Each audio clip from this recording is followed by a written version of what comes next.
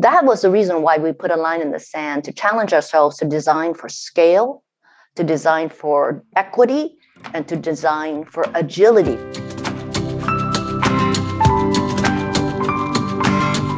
I'm Jeff Cobb.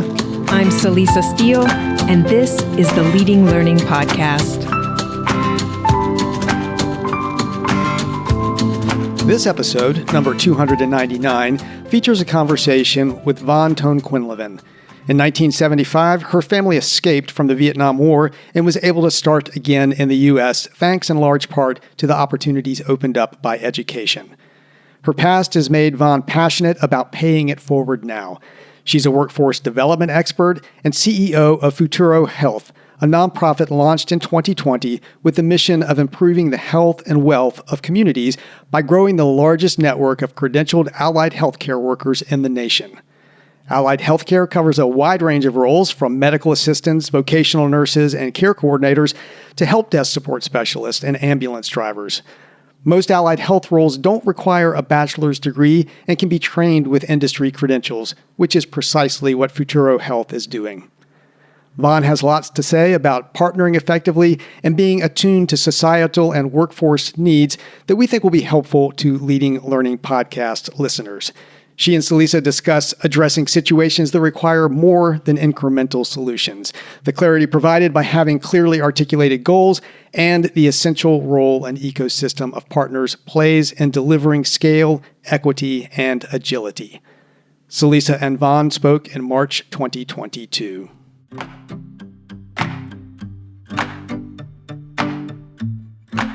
My expertise is workforce development. I did it in the private sector where I headed up workforce development for a company of 20,000, bringing them from having no opinion in workforce development to becoming a nationally recognized best practice. And then I was appointed by the California's Governor Brown to be the executive vice chancellor, driving the workforce mission of the California community colleges, which is really the sort of the higher education system that is the workforce engine for the state, and brought workforce from being an afterthought to actually becoming a policy priority, and growing public investment in career education programs from $100 million to over $1 billion under the 2 terms that I served. After that role, I was approached by Kaiser Permanente and a union called SEIU UHW, and they had this dilemma, which is, when you're looking at numbers as big as 500,000 skilled workers needed, and you want this workforce to reflect the communities that are being served, because especially in healthcare, health outcomes correlate to whether or not you have culturally competent workers. It's a DI dilemma.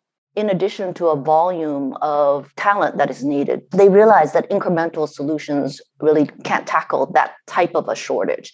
And it would take a different strategy. So one strategy I had at my disposal was, we could become an accredited institution. And we decided that was too slow, couldn't scale, and couldn't produce at the volume. So instead, the design of Futuro Health as a nonprofit is to build an ecosystem of partners, each partner doing what they do best. And because of that, we're able to go from 0 students 2 years ago to now over serving 5,000 adults towards their healthcare credential with the type of diversity that everybody salivates for. So 80% diverse, over 51% bilingual, 73% female. So it's a very diverse adult population that would not otherwise be moving into healthcare. And we're able to bring them into education and training at a moment in time when nationally there's a severe decline in enrollment across all systems, the 4-year system, and dramatically with the community college system, which has traditionally been the engine for training workforce. Well, I saw that Futuro Health has articulated a goal to graduate 10,000 new licensed and or credentialed workers by 2024 to meet the nation's critical demand for healthcare workers. And I think I have a 2-part question about that goal. A, how did you come up with that goal? And then B, what value do you see in having articulated that goal and publicly committed to it? We wanted to put a line in the sand because our challenge was scale. right? Given the magnitude of the labor shortage, the worker shortage, how do we design education journey that works for diverse adults, but do so at scale? And the dilemma that I saw when I was with the community college system was that there were classrooms that could produce medical assistants, but it was here's 25, here's another 25, here's another 25. I mean, that's a lot of 25s that you have to add up in order to start breaking the thousands. So when I share with you that we've gone from 0 to over 5,000 adults in just the 2 years, that means we're practicing scale. We had to design workflows and a set of partners that could handle that kind of scale and provide also the live touches that are so important, especially to diverse students, even as we operate at scale. So that was the reason why we put a line in the sand to challenge ourselves to design for scale, to design for equity, and to design for agility, because things are shifting so fast in healthcare. As you can imagine, we were born 3 months before the pandemic. And when the pandemic hit in March, all of a sudden, healthcare cut over to telehealth, which was an entirely new way of interacting with patients. With the advent of telehealth adoption, it went from maybe in the teens to the 80% adoption rate.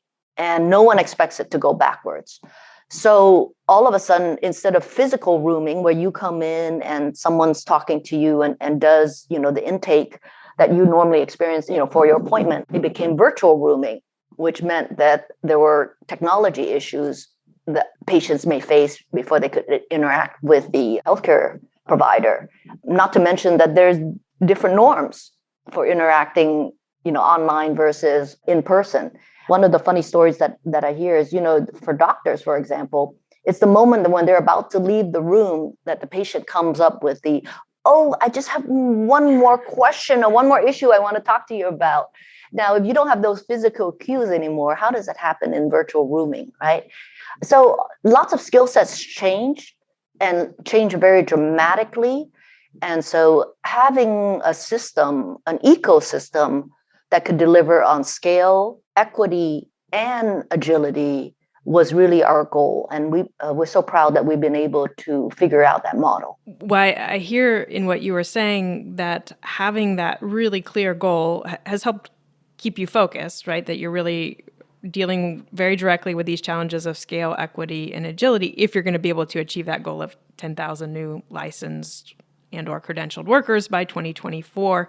Do you think that other organizations would benefit from being that specific and explicit and possibly even public about their goals? Well, I've always found it helpful to put a line in the sand as a challenge, not only to my own organization, but others like my board members, or I would imagine many of your organizations have investors as well. And so, that also brings in support as well as focus, what's within the lines and what's outside of the line. So I would encourage everybody to have the North Star and to be able to have a quantifiable North Star. We're grateful to BenchPrep for sponsoring the Leading Learning podcast. BenchPrep is an award-winning learning platform purpose-built to help learners feel confident and prepared to take difficult entrance, certification, and licensing tests by delivering an intuitive, efficient, and engaging study experience. BenchPrep helps you accelerate test prep revenue growth by offering the tools you need to create market-ready products and data to improve your content and understand learner behavior. Many of the world's leading associations, credentialing bodies, test providers, and training companies trust BenchPrep to power their online study programs, including ACT, the Association of American Medical Colleges, CFA Institute, CompTIA, GMAC, McGraw-Hill Education, AccessLex, and more. More than 8 million learners have used BenchPrep to attain academic and professional success. To discover more, visit leadinglearning.com/benchprep. Now, back to Von and Celisa. I feel like workforce development is one of those words that gets used frequently, but it's not always clear that people using the term mean the same thing by it. So I would love to get your definition of workforce development, how you describe that work. every employer's goal is to have the right person with the right skills at the right time, right? That's what we all want when we're trying to hire. So if we can post a job onto, LinkedIn or Indeed and find a person, then there's no need to do workforce development. Basically, we can transact. But if we're not finding the talent, the right people with the right skills at the right time, then it's time to do some intentional work, which is called workforce development. And so right now, for example, there's a lot of shortages that employers are reporting. It's more acute in healthcare, of course, but it's pervasive, right, across all industries. And so one of the mistakes or misconceptions that employers have is that they have to do this workforce development on their own in a silo. There's actually great value in partnering. And let me share with you the three-legged stool of workforce development, where each party does what it does best. So as I mentioned, there's a three-legged stool. Let's start with the first leg. The leg is the employer leg, right? The role of the employer is not to do everything. The role of the employer is to articulate what they need, basically define the specs of this, what it means to have the right person with the right skills at the right time. That includes your DEI goals, right? And then hire, right? Or create internships so that you can eventually hire. So that's the role of the employer. The second leg is a set of community organization or public workforce agencies. There's an infrastructure in every state because of the feds fund these federal agencies called workforce development boards. What they do best is go out into the community in order to reach more deeply, to expand and bring in the talent pool. And they also serve two very important functions in addition to outreach. So they can screen against your criteria and they can case manage these candidates through the education process.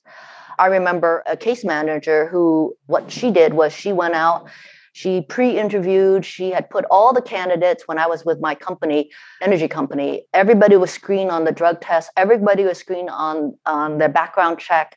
They were also asked to climb these poles. These were energy jobs that required you to climb and not have fear of heights. So she was able to screen out candidates. And then she also tested them for a baseline level of reading and math, and created a short list of 27 candidates. We looked at them, created the short list of 25, and then those 25 went into the next step, which is the third leg of the stool, the education and training. So the education and training partner, what it does best is to close the gap between what employers want and where the candidates are. And it could be the range. It could be, for example, what we found was that many of these good candidates were falling down on spatial reasoning. And that was the portion where they were failing the pre-employment test. And so part of the curriculum that they created was modules on how to do, like moving off all the blocks to practice the spatial reasoning. The other thing that many of these candidates were not well on is time testing, because it's been a while since many of these candidates had taken time tests. So they needed some practice with that, not different from taking, PSAT or SAT prep. Another one was we needed candidates who were physically fit. And so they developed a whole physical regimen that included playing soccer and all sorts of exercises to bring the candidate pool into better shape. And it was then that candidate pool, once they closed the gap, then they went through the same pre-employment tests as everybody else. And what resulted was a more diverse, quality, and reliable talent pool that my company can hire from. And prior to that, the company was trying to go out to here, a community-based organization here, community-based organization there, but they could barely get one candidate out of 30. So it was a very frustrating process beforehand. But with this three-legged stool of workforce development, each time they were able to create a reliable, diverse, and quality talent pool from which to hire. You've been involved in workforce development for a long time, so I'm curious to know, have you seen workforce development evolve in your time spent in the field? And if so, what has changed? Kind of, what are the trends in workforce development, if there are ones? There's been a few changes. One is that I've seen education institutions embrace the employer partnership much more so.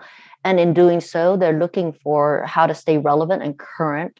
And the cycle of curriculum development is very challenging. And so where employers are able to make available, the latest and greatest to education institution, I think that has been very helpful. So that you can see that strategy in Grow with Google. You can see it with Amazon Web Services, with IBM. Many are helping to grow a relevant talent pool by actually making available these resources so that education institutions don't have to guess what is relevant. The other area that I've seen is the realization of corporations that it is in their interest as well, especially from retention, to make training and development, like tuition disbursement, available to their frontline staff at the lower levels. So, it used to be your high potential employees would get all the training resources, but companies ranging from Walmart to Disney to Starbucks have all made tuition disbursement available so that frontline employees have access to building skills and credentials. Sometimes it's related to their work, and for some other companies, as long as they're getting something that is in demand, it doesn't even have to relate to the work that they do on a daily basis. So I think these are all positive signs in the area of workforce development. And credentials, play a big part in workforce development. They're a way for individuals to be able to show employers that they have those needed skills. What have you seen work well with credentialing and workforce development? And, I'm thinking, for example, maybe sort of the shorter to attain credentials, maybe even micro-credentials might be more effective or more cost effective, at least. But just in general, what do you think tends to work well with credentialing in terms of workforce development? Well, Celisa, if I said to you, hey, you can go get your highest level of education up front, and so you're like done by 22, for example, and you never have to do any more skilling for the rest of your life, you would laugh, right? And yet most of our education system is set up that way. So the reality is it's not just like a one-time kind of infusion of education. It's like you should get your highest level of education possible up front. And then you have to have the upgrades throughout. So I joke that it's no different from your iPhone. Your technology is getting periodic upgrades, every month or every other month. And so what are we doing as humans to make sure that we get our skills upgrade? Given that, and really just the affordability and how fast things are moving, we need skills delivered in shorter bursts. And for many, it's challenging to go the distance in terms of sort of the time it takes to a whole degree. And frankly, by the time you get the degree, the skill sets may be out of date. The micro credentials or shorter to attain credentials are just ways to get those skills upgrade. And I think the challenge for all those who are in the education and training space is we need to make sure that they carry value, especially as financial aid like short-term Pell is associated with them, because we'll go through a cycle where if there's abuse of these short-term credentials, then those public funds will go away. And yet they're so important to adults are not in a mood right now to go find degrees. You can see that in the drop in enrollment numbers, but they are up for skilling up, right? As a way to ensure that they remain relevant. And so offering sort of shorter ways to attain those skills in form of these credentials and micro credentials is very valuable in this labor market. It's also important that for adults don't want to start from scratch. So to the extent that the credentials, the micro credentials, they stack on top to each other. For example, if you have a project management credential, right? Well, what does it take to stack the project management credential to become an AA? Like an associate's degree, like construction management credential, right? And then what does it take to go from there to a bachelor's? So in healthcare, for example, a certified nursing assistant can stack into a medical assistant, can stack into a licensed vocational nurse that can stack into a registered nurse. So there's the more that you design stackability, the less cumbersome it is for adults to really build up their skills. That's an interesting point. I've thought about stacked credentials many times, but something you just said just really struck me in terms of it's valuing the learner's prior knowledge, which we know is an important facet of adults. They want their existing knowledge and experience to be valued. And so I think what you're saying around stackable credentials, allowing learners to kind of bring that prior knowledge with them and then continuing to add to it over time, that really struck me in your response there.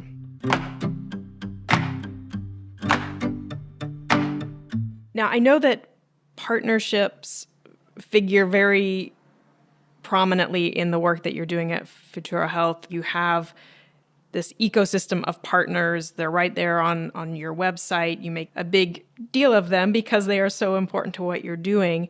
I'm wondering what advice you have for other organizations that are looking to create successful partnerships. What have you found contributing to good partnerships? And or if you have examples of it, maybe what tends not to work when looking for a partner? Yeah, so there's private, public, all sorts of types of configuration of partnerships that are possible. And I would encourage considering like what problems you can solve through partnerships that you can't do alone, right? And the best kinds of partners are the partners that do what they do best and bring what they do best to the table. And it's not one where you come to the table with your hands out asking for resources, right? That sounds like a one-way partnership. You have to bring value to the collaboration. And I'll just give you an example. When the pandemic hit, we had to do a pivot. My board asked, the first COVID surge was going to be arriving in California in roughly 2.5 weeks' time. And what could we do to help the frontline workers skill up because they completely unprepared for what they needed to do. And on our own, and frankly, none of the parties, Kaiser or Futuro Health on our own, could have operated and delivered in that 2.5 time frame. But together, we actually came up with a constellation of partners that met that window. So we had one of our education partner raised their hand and said, we'll develop the curriculum, but we need somebody else to host it on the learning management system. Futuro Health said, we'll put in place the learning management system. A third, Kaiser said, we'll curate and make sure that the curriculum is good. And then we had two other parties, the Education Fund and SEIU UHW, say, we'll pull together all the mailing lists so that we can then get the word out that this training is available and design a communication. All of that happened in 2.5 weeks, and we actually made that window and ended up training over 4,000 healthcare workers, incumbent healthcare workers in 20 states after we launched that program. So that's the kind of agility that is needed, and it would be very challenging for a single organization to pull that off every single time in every single crisis, right? But in combination, there's some combination within your ecosystem of partners that can pull off a solution. And I think that's the benefit of having an ecosystem of partners, other than trying to do it on your own, because there's no organization has all the resources or even the interest or even the competencies to tackle what lies ahead. Well, that's a truly inspiring story of partnership doing good in the world. That's impressive, the 2.5 weeks, and then to get 4,000 trained in 20 states. That's a wonderful example of partnership at work. One of the things that you have mentioned is the employers and their kind of role in workforce development. When you were talking about the 3-leg stool that's involved in workforce development, they were the first leg that you mentioned. I feel like a lot of the learning businesses that I know of sometimes struggle with those connections with employers so that they truly understand the skills that the employers need and what they're looking for in workers. And that's obviously must have been kind of a nut that you've been cracking and have cracked at Futuro. Do you have any advice around sort of how other organizations can really come to better understand those employer needs so that they make sure that whatever they're offering in terms of training, education, lifelong learning really aligns with what those employers need? I actually began documenting the lessons learned. What are the playbooks that work in workforce development? And it's in my book that I just published called Workforce RX, Agile and Inclusive Strategies for Employers, Educators, and Workers in Unsettled Times. Getting the skill sets right is there's sort of several subtleties in that, and it's a little bit less of a science. There's a little bit of an art and science in getting the skill sets right. One is listening to the pain points of the employer. Like I listened in the book, Dave Mizell, he talked about how what was keeping him up at night was that he had master mechanics who were on the verge of retirement, and he could see it in the horizon, and he didn't know how to replace them, right? Or his pain point was that he had the largest fleet of electric vehicle back at the time when this was brand new, and that the manufacturers were rolling out these vehicles so fast, they didn't roll out the training to accompany the vehicles. And so if his mechanics touched the vehicle without having done the training, they would void the warranty car, which is a complete operational dilemma, right? So hearing him talk, you could hear, where are his pain points? Is it a pain point that is recurring, or is it a one-time pain point? And the other thing you have to assess is, what is the timing of that pain point, right? So on the electric vehicle, that is a more current, like within the 1 year time frame, like six months to 1 year. Whereas the replacement of the master mechanics, that was like the 3 to 5 year horizon. So the strategies to put in place were very different. So on the one that had to do with electric vehicle, the strategy that I suggested to him, and this is what we did, was we would select a set of colleges, and here they could select a set of training partners. But what we wanted to do was leverage the public infrastructure in that case. We selected 7 community colleges with automotive programs that were closest to what we wanted. And then we had our master mechanic. We got permission from the manufacturer to train those 7 colleges on how to work with electric vehicles. And then those 7 colleges went on to train the 300 mechanics across the company in all different geographies of California. And that was all done within a 2-month window. But what's more important is now we've fed that curriculum, that knowledge, into the public system or into the education institutions. And now those faculty will begin producing mechanics with electric vehicle skills, right? So then industry is not now bearing, sort of dragging and trying to find, again, it's like posting and praying. Industry has now seeded that knowledge into the normal production of students, and creating the talent pool with that. These specific examples are always so helpful because, ironically, I think in the specific details, you begin to see the potential for universal application, right? You can imagine someone else doing something very similar where they partner with those academic institutions. And then, like you said, that's seeding the sort of the future workforce in addition to addressing the specific shorter term need as well. Yes. So Celisa, with the other case, which was, he had the master mechanics who were on the verge of retirement, we had much smaller volume. He was only going to hire like 5 a year. So he was predicting maybe five who were going to leave the workforce, and how would he replace them? So because this is a much smaller volume, instead of having 8 colleges, what we did was we picked 1 college and we selected 25 mechanics from within our ranks, but also in the ranks of our supply chain, because we weren't the only ones having this issue. So we invited workers from our supply chain to also attend in order to create enough students. And then they attended a summer program. So it was a dedicated program, at the end of which our master mechanic gave feedback. So, okay, you 5, you've mastered everything. You're eligible for the slots that are coming up, this year. You 5, you need to close the gap on this, and this. And then here's, so the master mechanic was giving basically an individual development plan to each person. And then, they would then seek out projects on their own in order to kind of to fill the gaps and become eligible over time. for these master mechanic positions that would eventually open up. And so we were very successful in creating the talent pool that was needed by the company. But it was, again, that was more a scalpel approach compared to the electric vehicle situation.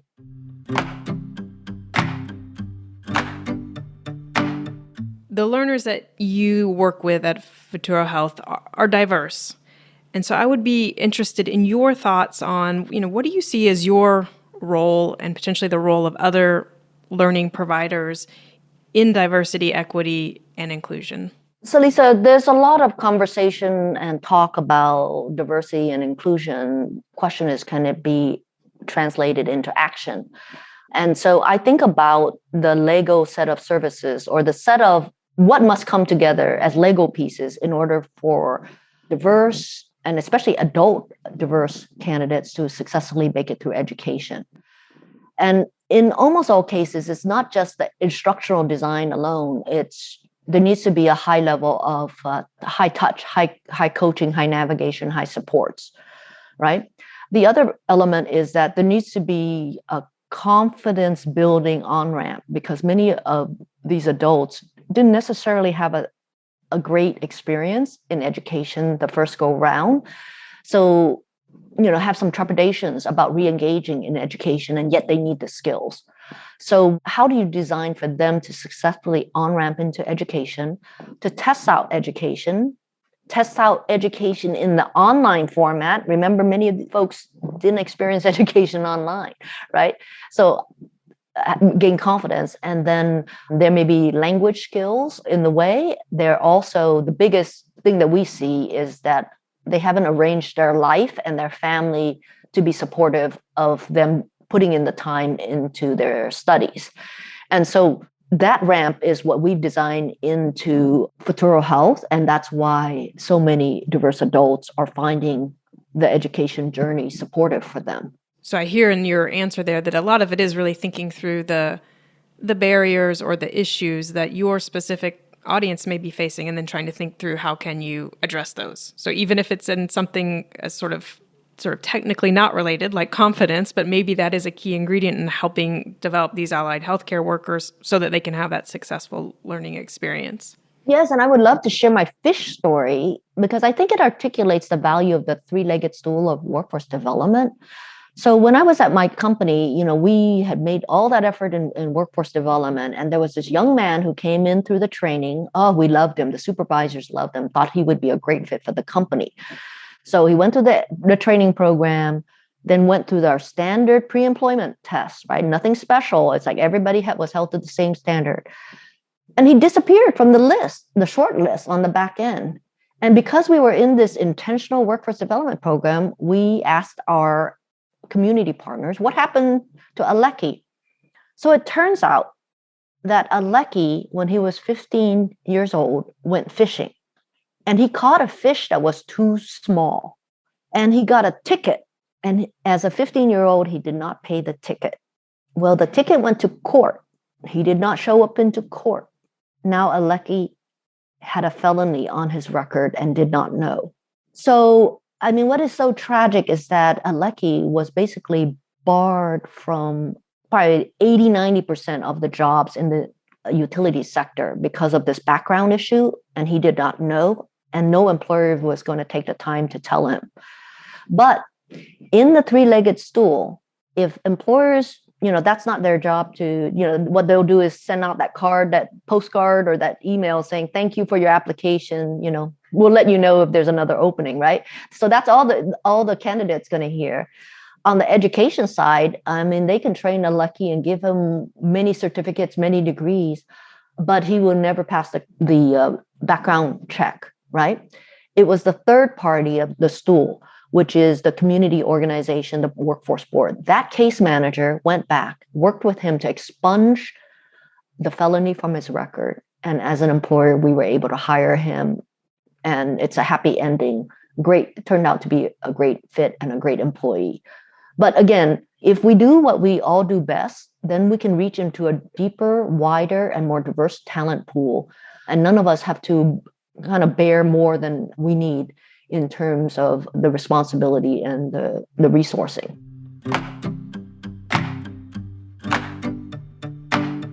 Von Ton-Quinlivan is CEO of Futuro Health and author of Workforce RX, Agile and Inclusive Strategies for Employers, Educators, and Workers in Unsettled Times.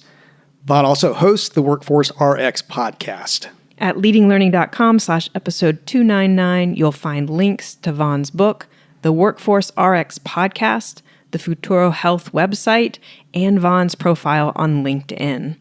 In the show notes at leadinglearning.com/episode 299, you'll also see options for subscribing to the podcast.